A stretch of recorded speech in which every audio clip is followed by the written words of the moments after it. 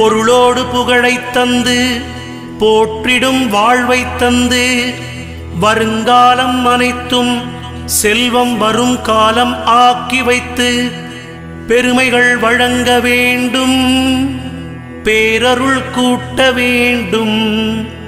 அருள்மிகு குருவே உன்னை அடிபணிந்து வணங்குகின்றேன்.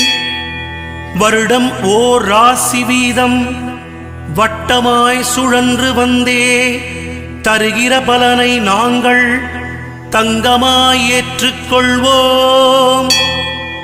வருகிற நாட்களெல்லாம் வசந்தமாய் மாறுதற்கே அருள் தரும் உனது பார்வை அனுதினம் எமக்கு வேண்டும்.